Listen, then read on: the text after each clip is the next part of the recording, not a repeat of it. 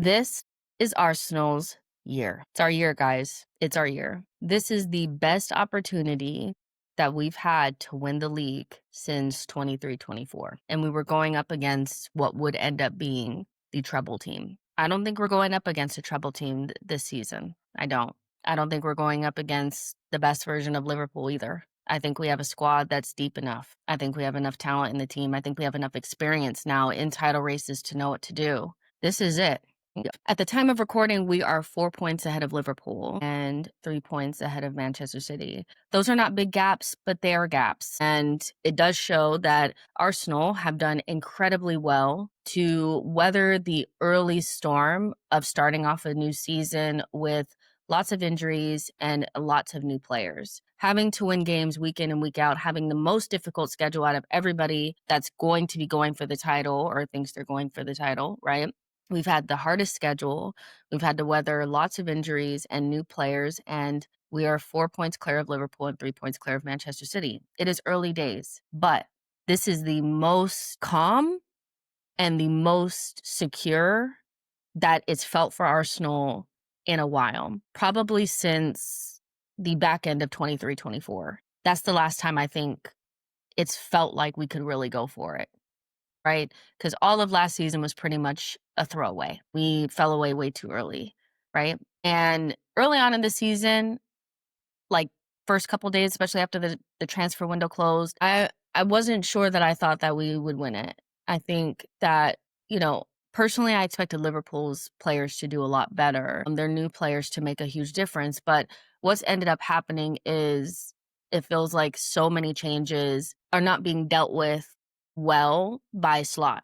Because I don't want the narrative to be that they have a lot of new players, and so that's why they're not doing as well in these last couple of games. Everybody has had a whole bunch of new players. It needs to be said that almost everybody in the top 6 has signed at least 3 or 4 really big signings. Arsenal definitely have.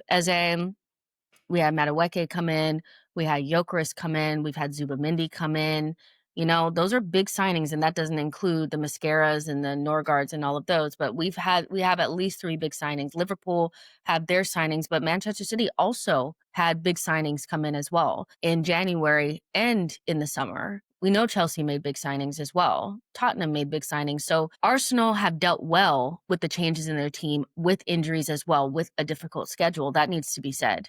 Liverpool obviously have things that they're dealing with, but it's not so much that they're dealing with it and nobody else is. They're dealing with it less successfully at this moment.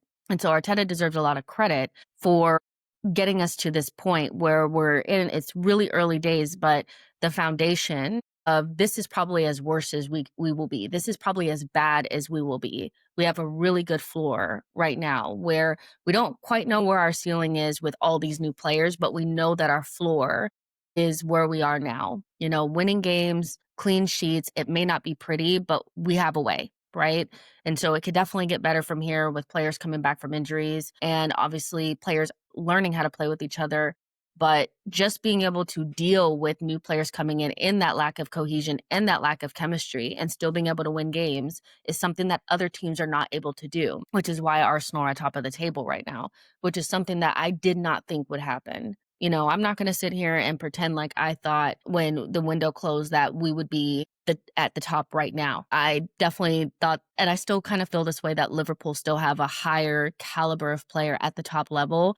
But if they're not playing like they're at the top level, it doesn't really matter. If Arsenal's players that are less talented are playing better, it doesn't matter if they're better and playing worse. It's whoever's playing well is that's all that really matters. And right now, we're playing better than them. And we're just about also playing better than Manchester City right now, or at least we're in front of them at this point. We're playing up against teams that, even if they have things that are better than us, or people rate some of their players better than ours, Holland or Isak or whoever, nobody can take away the fact that Arsenal have talent, have depth, and now have experience. And those things are really important in the title race. This is probably as good as it's been in a while, guys. This is probably as good as it's been in a while. If we can get better from here and not have to have a Dubai, which is something that I was saying to a friend the other day, was if we don't need to have a Dubai in January, meaning we don't drop frivolous points at a important part of the season. If we are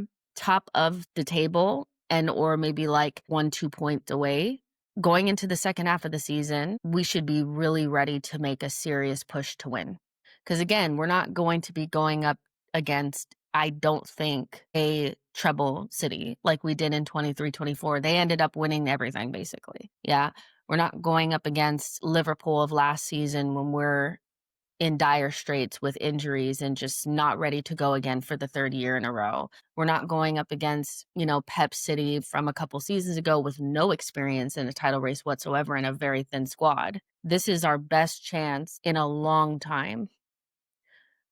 Well, not a long time, but like a year or so. And we really need to take advantage of it. If we can get a gap, we need to get a gap. If we need to go into the January window and buy even just one more player, but if we have to, the players need to be ready for this because this is the best opportunity. If Liverpool continued to struggle to get into some level of form and get that chemistry going, then by January, they could be maybe out of it by then. And then maybe it's just us in City. And then we need to be ready if maybe, maybe Holland's not there. He gets injuries. I'm not praying on it. So nobody sit there and say, I don't want no City fans coming up here saying, oh, she was wishing injury. That's not what I'm saying. I'm just saying that we need to be prepared if other teams don't perform because this is as good as it's going to get. It's so rare that you see these frailties in these types of teams this early. And they're big frailties too, especially when it comes to Liverpool right now. And whatever we have going on right now, whatever positives we have, we need to take advantage of it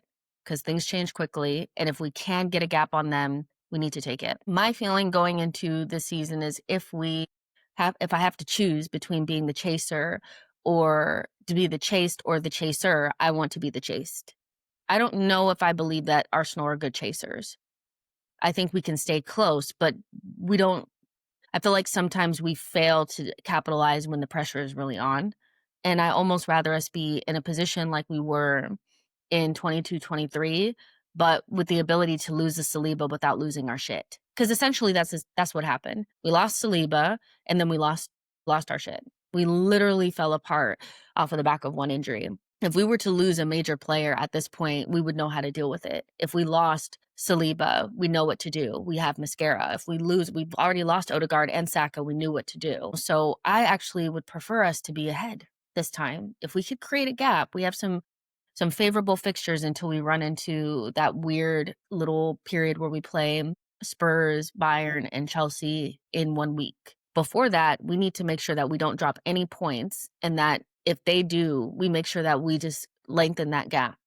This is the most prepared we've been, and I feel like this is the least strong that Liverpool and City have looked going into a title race against one of them. We've never really went up in a title race against both of them. It's always been one or the other. But Liverpool looked stronger, especially at this point last season. And City were in kind of like normal, like selves where they're kind of slow starting. But I didn't think in those seasons in 22-23 into 23-24 that they had single points of failure like they do now. They could lose a Holland and still bring in a Julian Alvarez. They could lose a KDB and Gundogan would step up. I don't think they have that right now. I think if they lose Holland, it's going to be really tough for them because he's kind of the only person scoring goals for them right now. And they don't have those tried and true trusted players that are going to come up with the big moments for them. So they kind of are in a situation where they need one person to stay fit. And you know that that's next to impossible with the way things are going in football right now. This is the weakest they've been. There is no KDB. There is no Gundogan. It's a Rodri in and out. We got to be ready for it. But also not psych ourselves up so much in October where it's like, we have to, do what you're doing. And this kind of takes me into, the Fulham game because I had the pleasure of watching it with no emotions attached to it because I watched it after the fact, right? I opened my phone, I saw people complaining about the performance, saying we weren't very good. And I just want to say that, we had almost all of our players playing significant minutes for their national teams in that international break. We have a long week ahead of us playing against, Fulham and Atletico Madrid and then Crystal Palace at home, which doesn't look like hard on paper, but it ain't easy. It ain't easy, so I kind of felt going into the Fulham game, we kind of just needed to win it and like not let it become what it has been over the last year, which was like almost like a bogey fixture for us for some reason. I was in the stadium when we played them early on in the season in the 23-24 season, and we chucked it in the back of our net in the first 8 seconds. So as easy as these games are meant to look on paper, it ain't easy. And so going there and really not really conceding that much, maybe in the moment, if you guys were watching with emotion, they were getting chances, but to me, they were like half-ass chances. They weren't even real chances. And we didn't create a lot, but we didn't look like we were under threat whatsoever. So, it kind of was just like a kind of boring 1-0 win. It's kind of what it was. I would love for us to be playing our most fluid best and be so brilliant and entertaining. But like, to be freaking honest, we need to beat Fulham. We need to beat Atletico Madrid, and we need to beat Crystal Palace. And I kind of don't care how it gets done, because this is about to be a long season.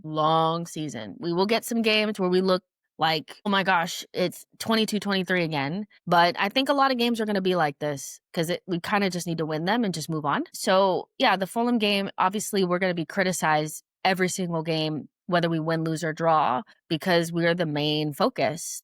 This whole season is about us. Yes, Liverpool are playing their part in it because they spent so much money and people want to see them fail with all those big signings. But quite frankly, this entire season is about us. It's about whether or not we're going to actually capitalize on a season where it kind of feels like it's shaping up to be our season, and can we actually get it over the line this time? So do you really care if we beat Fulham in a more entertaining way? Probably not, as long as it doesn't become consistent. We have to remember that in the last 3 games, we've created a shit ton of chances. To me, in the Newcastle game, the Olympiacos game, and the West Ham game, we created more than enough chances to score 6, 7 goals.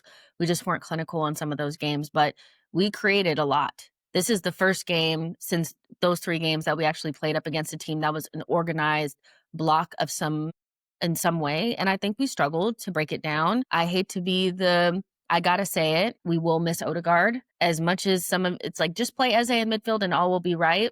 That was one of the worst performances I've seen from Eze in a long time. And that's not to shit on him or anything like that. It's just the reality that if we win without some of our better players, it is a plus. We are playing without one of our best players. We are still winning, and that is fine. Even without Eze playing particularly well, without Gyökeres scoring a goal in 7 games, we're still winning. Now, I do feel like in order for us to win the league at some stage soon, when we start getting into I think November, when we start getting into that chunk of the season between November and January, which is usually where we fuck up.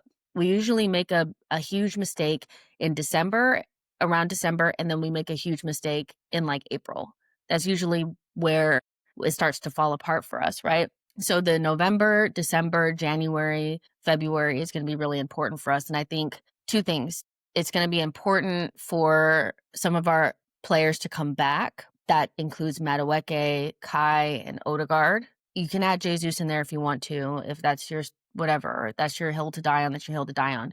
Those 3 players in particular need to come back and give us different options to score, because all 3 of them are attackers, right? And then we need somebody to get onto a hot streak. I think the one thing that would probably sit in the back of my mind is if we are still in a space where set pieces are still a big conversation with us, where we're kind of only scoring set pieces at times, but we're not really scoring from open play as much as we should. That will concern me, because at some point, the set pieces will not be as successful. We know we go through periods of time where we're not really scoring from set pieces. We're so good at them, but that feels like it happens all the time. But there's some times where they don't work out. We need to be able to have somebody that's going to score goals, rain or shine. We need a reliable goal scorer. And right now, I don't think we have that.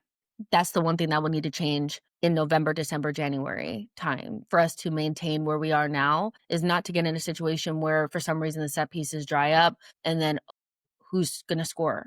We're not scoring enough. And luckily, because we're so good defensively, we only really need to score 1 goal a game, probably to win it, 2 max at a stretch. But somebody's going to need to get on a hot streak. One of those attackers is going to have to lift their game. And right now I feel like they're kind of struggling a little bit, not really in like a we need to have a conversation way or we need to have emergency meetings way, but in a way where it's like, okay, somebody's going to need to start consistent. And I know Martinelli has kind of had that role, but I'm talking about from the starters. I'm talking about from people that we expect to play lots of minutes in this team. I'm basically talking to Saka and Gyökeres right now and Eze. The three of them. Now, Saka has an excuse. He's been injured. But the other two, I think the biggest thing with those two players right now is that they've gotten their dream moves. The excitement is worn more off. And now the pressure is there to perform. And they're getting these opportunities because Kai and Odegaard are injured. But in this period where Kai and Odegaard are not there, I do want to see Gyökeres and Eze really establish themselves from a goals perspective, because the reason why we bought those two players was not to just fill in and work hard. They are better goal scorers than the players that they were meant to be replacing in Odegaard and Kai. So if they are not putting up the numbers, then that's not why we got them, right? So, and this is not to say that they're not good and they haven't done good things. They have done good things, but Gyökeres is still our top goal scorer in the Premier League, and he scored 2 goals against Leeds, and that was like in the first 3 games of the season. So at some stage, we're going to need Eze, Saka, Gyökeres, and then obviously when Kai comes back, for these players to start to score goals and for those margins to get a little bit bigger. I think we're going to need some games of 3-0s, games where we start winning in the first 20 minutes of the game, where we score before halftime, make games easier. That's probably the only thing that I think would keep us from winning it right now, to be honest. I think our defense is strong enough. I think our depth is good enough right now for us to be in that conversation and feel confident that like we could win it. But if somebody doesn't get into a goal scoring run, we know what that looks like. We know what it looks like when the set pieces dry up and then we don't know who's going to score. So that's probably the only thing in the back of my mind. But this does feel like our year. It does feel like our year. It is really early, but again, you can kind of feel from the beginning of the season for Arsenal if we have a chance. I think early last season, no. And even at the beginning of 23-24, we were different. And it was weird, but we were still getting results. We were still getting results and looked really strong, especially like defensively.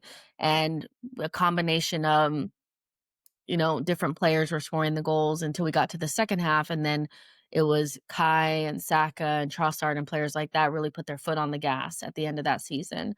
That's kind of what we need to happen. Not have a Dubai like in that season. We don't just no Dubai.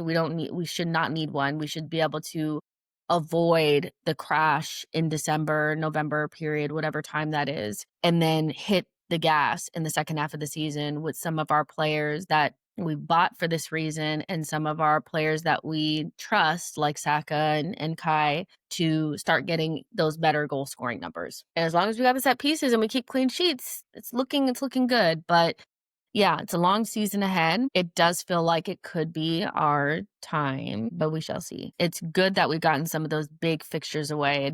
It feels good to know that we can go away to Fulham and it's not a bogey team feeling thing anymore. We just need to keep it up. So I want to know what you guys think, because the Fulham game, it was just a whatever, but I wasn't watching it with any sort of emotion because I already knew that we won. It wasn't our sparkling best, but we had 3 games before this where I felt like the football was good.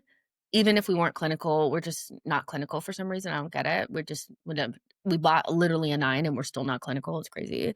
But we had 3 games before that where we played a better brand of football, where it felt like we were, building through the center. We were creating lots of chances. So Fulham away being kind of nasty, especially right after international break, away from home, it's kind of okay. We know we're going to come up against Simeone in the week. That's going to be a tough game. And then we have Crystal Palace. Like, this is about to be a tough week that, to me, it's not really the time to be too focused on how we're playing. It's if we're getting the results for now. So yeah. Also, shout out to Calafiori. He was pretty much the only real bright spot I felt like in the game against Fulham. We're still kind of the type of team where our defenders are kind of our better players. Take from that what you will. Like this video and subscribe to the channel and get into the comments and let me know what you guys think. And I'll see you guys in the next one. Bye, guys.